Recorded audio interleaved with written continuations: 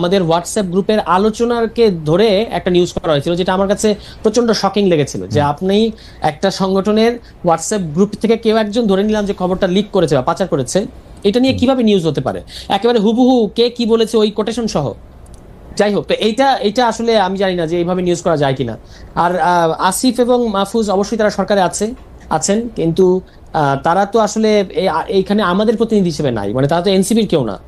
তারা এই গণ অভ্যুত্থানের মধ্যে দিয়ে যে সরকার গঠিত হয়েছে সেই সরকারে গণ অভ্যুত্থানের প্রতিনিধি হিসেবে তারা গেছেন, এবং তারা পরবর্তীতে নির্বাচন করবেন কিনা, ইলেকশনে আসবেন কিনা, আমাদের দল করবেন কিনা, এই ব্যাপারে তারা আমাদেরকে কিছু জানান নাই।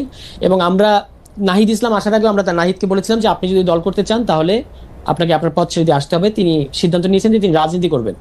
একই ধরনের সিদ্ধান্ত তাদেরকে নিতে হবে, এবং সেক্ষেত্রে তারাই সিদ্ধান্ত নেবেন যে কখন তারা বেরিয়ে আসলে সেটা নিরপেক্ষ মনে হবে। এই ব্যাপারে আমাদের দিক থেকে তাদের প্রতি কোনো নির্দেশনা কিংবা আহ্বান বা চাহিদা নাই। আমরা আমাদের দল যেভাবে আগানো সেভাবে আগাবো, তারা সিদ্ধান্ত নেবেন দুইজন যে তারা কি করবেন।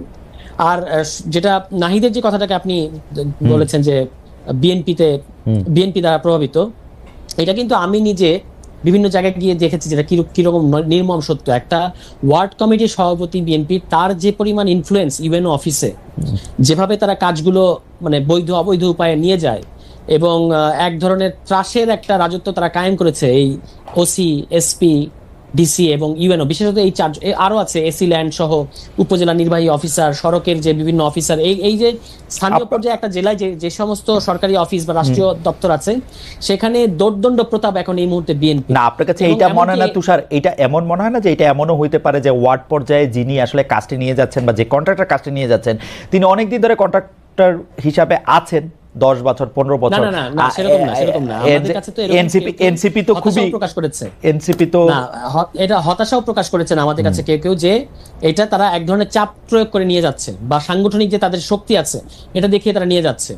তো এই জিনিসগুলো হচ্ছে, এবং আমাদের কাছে কিন্তু অনেকে বলছেন যে অসহায়ত্ব প্রকাশ করেছেন অনেক। কিন্তু আপনারাও তো ফোন করে চিফ জুডিশিয়াল ম্যাজিস্ট্রেট চেঞ্জ করে দিচ্ছেন, আপনারা ফোন করে ইউএনও কে হুমকি ধামকি দিচ্ছেন, আপনারাও তো ফোন করে অনেক কিছু করছেন। জনাব সারোয়ার তুষার, আমি যেহেতু আপনাদেরকে এইটা যারা যারা এটা করেছেন যে তাদের আসলে তাদের ভার্সনটা আমি শুনতে পারবো না, সেজন্য তাদের নাম বলতেছি না, কিন্তু আপনি নিশ্চয়ই জানেন যে এরকম ঘটনাও ঘটতেছে, এবং একটা দুটা না কিন্তু। এবং আমি নিজে কিন্তু দেখতেছি যে বিভিন্ন জায়গায় গিয়ে আপনাদেরও যথেষ্ট ইনফ্লুয়েন্স আসে, এনসিপিরও সরকারি অফিসারদের উপরে। না, এটা আমি সেরকম পাইনি। আমি শুধু নরসিংদী না, আমি বিভিন্ন জায়গায় যাচ্ছি, আমাদের সংগঠনের তরফ থেকে যাচ্ছি, সেখানে আমাদেরকে পদ্ধতিগতভাবে অসহযোগিতা করার একটা প্রক্রিয়া দেখা যাচ্ছে। এটা কি ইদানিং আপনারা দল করার পরে ইদানিং 100-2 সপ্তাহে এনসিপি হওয়ার পর থেকে কিন্তু আমাদের যে খুব বেশি, যেহেতু আমাদের কমিটি নাই এবং আমাদের কেন্দ্রীয় নেতা বিভিন্ন জেলায় আছে, তো তারা গেলে যে এমন না যে একেবারেই কোনো মানে কথাবার্তা বলছেন না, তারা একটা হাসি মুখে শুকনো হাসি দিয়ে আমাদের সাথে কথাবার্তা বলেন, কিন্তু খুব যে ইনফ্লুয়েন্স আমাদের আছে এটা আমার কাছে তো এরকম মনে হয় না। আমি বরং দেখেছি যে বিএনপি, ধরা যাক আওয়ামী লীগের, এরকম আমি নিজে দেখেছি নরসিংদীতে আওয়ামী লীগের তো একজনকে ধরিয়ে দেওয়া হয়েছে, জনগণ ধরিয়ে দিয়েছে, তার বিরুদ্ধে সুস্পষ্ট অভিযোগ আছে ফৌজদারি অপরাধের, বিএনপি নেতা চাপ দিয়ে তাকে ছাড়িয়ে নিয়ে এসছে। এরকম একাধিক ঘটনার উদাহরণ নরসিংদীতে আছে, অন্যান্য জায়গায় তো আছে। এবং কলকারখানা, যেমন ধরুন আজকে একটা রিপোর্ট প্রকাশিত হয়েছে, মঈন খান সাহেবের যিনি পিএস মিল্টন, তিনি 128টা কারখানা পলাশের থেকে চাঁদাবাজি করছেন। তো এটা তো আর কোনো ইজারা কিংবা বৈধ উপায় কিছু করছেন না, এটা নিয়ে নিউজ হয়েছে কিন্তু। হ্যাঁ, আজকে আমি আপনাকে পাঠাতে পারবো। এবং বিশ্বত আমি বলতে পারবো, পলাশ একটা উপজেলা যেটা হচ্ছে আপনার ইন্ডাস্ট্রিয়ালাইজড এবং শিল্পাঞ্চল, আপনি জানেন। সেখান থেকে বিএনপির নেতাকর্মীরা গত 7-8 মাসে যে মাত্রার চাঁদাবাজি করেছেন, একটা গলির নেতা মানে কথিত আছে যে কোটি কোটি টাকার মালিক হয়ে গেছেন, এবং বিভিন্ন ভাবে আওয়ামী লীগের লোকজনের কাছ থেকে টাকা নিয়ে তাদেরকে শেল্টার দেওয়া হচ্ছে। এই কথা, এইগুলো কিন্তু একেবারে পুরো পলাশে আপনি আপনার যে কোনো একজন ব্যক্তিকে পাঠালে তিনি এগুলো শুনে আসবেন। পলাশের মানুষের একটা নাভিশ্বাস মানে সৃষ্টি করেছে, তারা একটা ত্রাসের রাজত্ব কায়েম করেছে, এবং মাদকের একটা সিন্ডিকেট তাদের নেতৃত্বে চলছে। আমি শুধু বলেছিলাম যে পিএস পলিটিক্স চলবে না নরসিংদীতে। আমি কারো নাম বলি নাই, কোনো দলের নাম বলি নাই, কিছু বলি নাই, কিন্তু আমাকে ক্রমাগত নামে বেনামে থ্রেট দেওয়া হচ্ছে, আমাকে নরসিংদীতে ঢুকতে দেওয়া হবে না, আমাকে দেখে নেওয়া হবে, ইভেন এমনকি কোনো কোনো ক্ষেত্রে আমাকে হত্যার হুমকি দেওয়া হচ্ছে যে আমাকে হত্যা করা হবে বা যদি সুযোগ পাওয়া যায়। ওকে, তো এইটা আপনার কাছে কি মনে হয়, এটা আপনার কাছে কি মনে হয়, এইটা একটু হিংসা টিংসা থেকে নাকি? যেহেতু আপনারা 5 স্টার হোটেলে ইফতার করতেছেন, প্রাডো গাড়ি চড়তেছেন, আরো 1000 লোক আপনাদেরকে 1000 প্রাডো গাড়ি দিয়ে বলবে, বড় বড় অফিসে বসতেছেন, অনেকে এরকম বলতেছেন যে আপনারা মূলত সবচেয়ে বেশি বৈষম্য করতেছেন, কারণ হচ্ছে একই সারোয়ার তুষার আর আরেকজন হয়তো রাস্তার আন্দোলনে ছিলেন, তিনি এখনো রাস্তায় আছেন। সারোয়ার তুষার এখন খুবই শীতাতপ নিয়ন্ত্রিত অফিসে বসে গাড়ি হাঁকিয়ে বাড়ি হাঁকিয়ে খুব দাপটের সাথে চলাফেরা করতেছেন। এটা মনে হয় কিনা আপনাদের?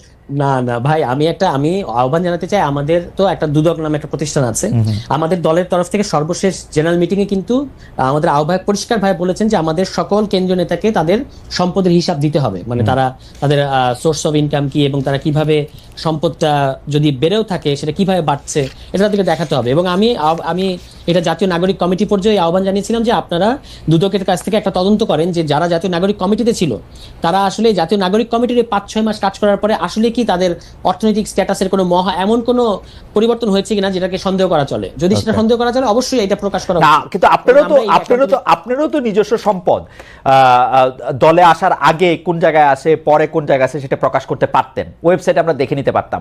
দুদক এসে আপনাদেরকে দেখবে, আপনারা নিজেরাও তো করতে পারতেন, নিজেরা, যেহেতু আপনারা ছাত্র ছিলেন বেশিরভাগ, আপনারা বড় কোনো পেশার সাথে ছিলেন না বেশিরভাগ, সেহেতু আপনারা তো এটা খুব সহজেই এটা আপনারা প্রকাশ করতে পারতেন। যেমন দুটো জিনিস, একটা হচ্ছে যে আমাদের দলের আর্থিক মানে লেনদেনগুলো কিভাবে হচ্ছে, কিভাবে আমরা, কারা আমাদেরকে টাকা দিচ্ছে, কিভাবে আমরা খরচ করছি, এটা আমরা ওয়েবসাইট ডেভেলপ করেছি এবং সেই ওয়েবসাইটের মধ্যে দিয়ে দেখা যাবে যে আমাদের। কিন্তু এটা আপনারা এত দেরি করতেছেন কেন? 6-7 মাস তো হয়ে গেল। না, একটা জিনিস হচ্ছে 6-7 মাস না, এনসিপি হয়েছে তো 1 মাস, এবং এর মধ্যে আমরা এনসিপি বা নাগরিক কমিটি, আপনারা এটা যত আলাদা নামে দেন, রূপায়ণের ওই অফিসে আছেন তো আপনারা 6-7 মাস ধরে। হ্যাঁ, কিন্তু এই এনসিপি তে আপনার এমন অনেকে এখন তো 200, এখন আপনারা তো আর এখন বৈষম্য বিরোধী ছাত্র আন্দোলন না, তাহলে সেই সময় যে রূপায়ণে বসতেন তাদের টাকা দিয়ে আসছেন তো। আপনি আমাদের এটা তো একেবারে ডকুমেন্ট আছে, আমাদের যিনি এই দিছেন তো নাগরিক কমিটি টাকা দিয়ে আসছে তো। এই স্পেসটা যিনি আমাদেরকে দিয়েছেন তাকে আপনি জিজ্ঞেস করতে পারেন, বা তিনি তো মানে এই ভবনের মালিক হিসেবে তাকে যে কেউ জিজ্ঞেস করতে পারে যে ওরা কি এটা মাসিক ভাড়াটা দেয় কিনা, এবং তার কাছ থেকে আমরা একেবারে কাগজপত্র না দিলে কি আর বলবে।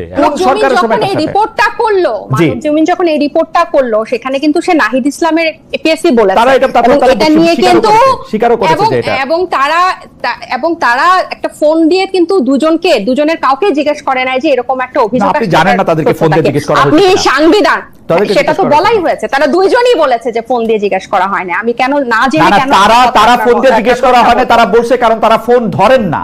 আমি নিজেও তাদেরকে অসংখ্যবার ট্রাই করছি, তাদেরকে ফোনে পাওয়া যায় না। এইটার মানে না কিন্তু তাদেরকে জিজ্ঞেস করা হয় নাই, they are not available। না না, এটা মানে এটা কিন্তু দুইটা কথা, না তাদেরকে ফোন দিয়ে জিজ্ঞেস করার অনেক চেষ্টা করা হয়েছে, আমি জানি। আপনি তো তাদের বিরুদ্ধে কোনো ধরনের রিপোর্ট করেন নাই, কিন্তু যে সাংবাদিক দায়িত্ব নিয়ে এই ধরনের রিপোর্ট করবে তার তো একটা দায়বদ্ধতা আছে। টেকনিক্যালি উনি এপিএস ছিলেন না, নাহিদ সাহেব চলে যাওয়ার পরে উনি এপিএস হয়েছেন। Not technically, it was his PS. এটা তো এখন বর্তমান যে আরপিএস, এবং সেটা দুই পক্ষই, তো ফয়েজ আহমেদ সাহেবও এটা ডিটেইলস এটা লিখেছেন। এটা আমার মনে হয় না যে ওখানে এটা আপনার অদেখা আছে এবং ওখানে যাওয়ার দরকার আছে। এই আমাদের এই আর্গুমেন্টটা বা এই প্রসঙ্গটা আসলো কোত্থেকে যে আমরা সবাইকে শিখাচ্ছি?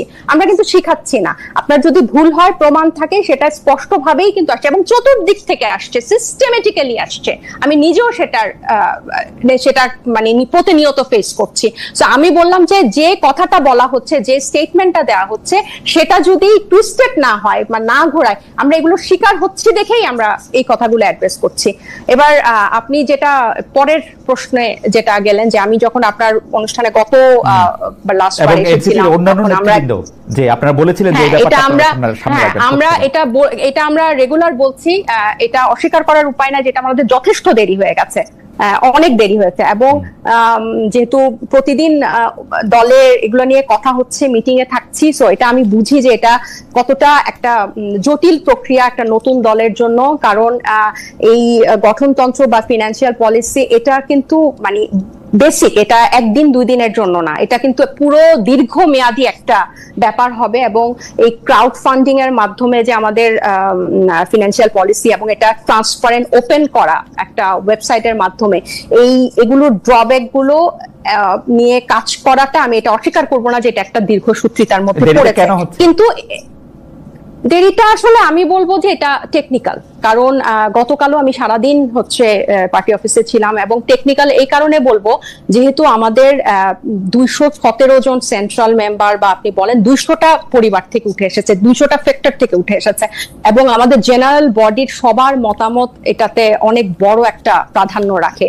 সো দেখা যায় যে কোনো একটা মতের প্রেক্ষিতে এটার ক্ষেত্রে এটা হবে, তখন আরেকবার এটা গঠনতন্ত্র টিম আবার এটা এই প্যানেলের সাথে বসে এটাকে আবার ঠিক করতে হচ্ছে, বা আরেকজনের এইটা এই ফিনান্সিয়াল পলিসিটা, মানে একদম আমি বলবো না যে এটা আসলে দায়সারা হয় বলার জন্য যে ফাইনাল টাচ চলছে। আমি বলবো যে এটা সবার সম্মতিক্রমে পাশ করানো বা বের করে আনাটাতেই সময়টা লাগছে, এবং এটা খুবই যুক্তিসঙ্গত, কারণ কি দল থেকে বেতন নিচ্ছেন?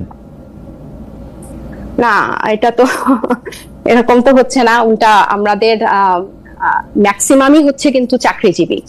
আমাদের মানে আমাদের মিটিংগুলো হয় রাতে। নাহিদ ইসলাম সাহেব এখন কি করেন? নাহিদ এখন একটা রাজনৈতিক দলের আহ্বায়ক, এবং সে সাংগঠনিক কাজেই ব্যস্ত। পেশা এটা আপনি ওনাকে জিজ্ঞেস করলেই আপনি মনে হয় ওনার কোনো পারিবারিক ব্যবসা আছে কিনা আপনারা জিজ্ঞেস করেন না? আমার হচ্ছে এটা মানে আমার কাছে জিজ্ঞেস করাটা প্রয়োজন মনে হয় নাই। আপনাদের যদি জানতে, মানে সে এখন সাংগঠনিক কাজে ব্যস্ত, তার একটা বড় দায়িত্বশীল পদে সে আছে, এবং পুরো একটা নতুন রাজনৈতিক দলকে করা, আমাদের নিবন্ধন আছে সামনে, গঠনতন্ত্র আছে, পাশাপাশি এই যে সংস্কার কমিশনের এই জিনিসগুলো চলছে, তাকে বেতন দেন, সেটা তো ভালো। এগুলো আমরা তাকে দিচ্ছি না, আমরা দলকে তো দিচ্ছি। আমরা যেভাবে পাচ্ছি তাদেরকে কিন্তু দলকে দিচ্ছি, যে আপনারা ডাকে, আমরা তো চলছে। আমরা এটা উনি কিভাবে চলবে, এটা উনি আছে, ওনার পরিবার আছে, এটা সম্পূর্ণভাবে তার ব্যক্তিগত বিষয়। আমি শুধু আপনি সহ আমার মনে হয় যে এটা ইখতিয়ারের প্রশ্ন না, এটা স্বচ্ছতার প্রশ্ন।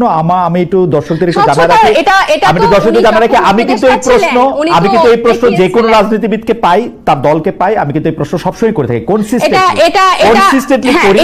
আমি মনে করি যে এটা কাউকে আন্ডারমাইন করার জন্য না, খালেদ ভাই, কিন্তু আমি তো তাকে জিজ্ঞেস করতে পারি না। এবং সে যখন উপদেষ্টা থেকে বের হয়ে আসে, সে কিন্তু খুব সুন্দর করে তার সবকিছু বিবরণী দিয়েছিল, আমরা দেখতে পেরেছিলাম। সো এখনো যে গঠনতন্ত্র হচ্ছে বা যে ধরনের ফিনান্সিয়াল পলিসি হচ্ছে, তার বিবরণী দেখে আমার কাছে মনে হলো কিছুদিন মন্ত্রিত্ব করেছেন, সদস্যেরই কিন্তু এটা প্রকাশ করতে হবে, আমাদের আর্থিক স্বচ্ছতাটা প্রকাশ করতে হবে। সেটা আপনারা বলছিলেন যে প্রথম থেকেই করবেন, করেন নাই আর কি।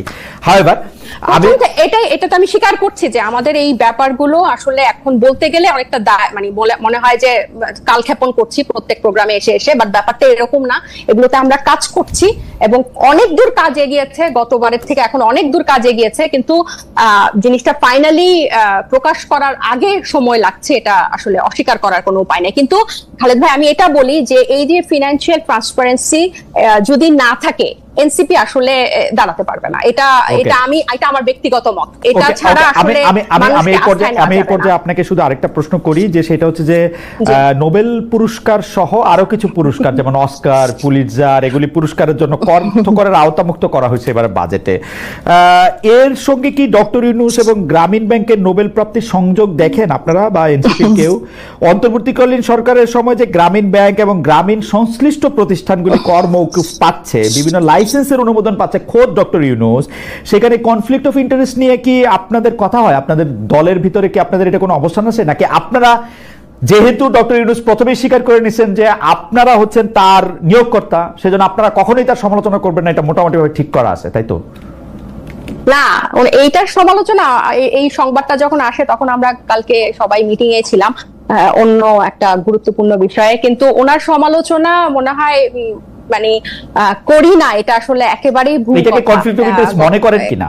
মানে গ্রামীণ নোবেল, কারণ হচ্ছে না এগুলো আমি আসলে এগুলো নিয়ে, মানে এটা এতটাই হালকা, পুরো বাজেটের বিষয়টার মধ্যে এটা এতটাই হালকা যে মানে এটা প্রয়োজনীয়তাটা কি বা এটা কোনখান থেকে এই জিনিসটার আসলো, আমি আসলে এটার কোনো ব্যাখ্যা খুঁজে পাই না আর কি। আর এই বাজেটের যে এই অন্তর্বর্তী সরকার এই বাজেটটার জন্য তো জাতীয় ঐক্যমতের দরকার ছিল না, কেন ওনারা পুরনো কাঠামোতে এরকম একটা গতানুগতিক বাজেট দিল? এটার জন্য তো সব রাজনৈতিক পক্ষের সাথে ঐক্যমতের, এটা তো ইন্ডিপেন্ডেন্টলি তারা করতে পারতো।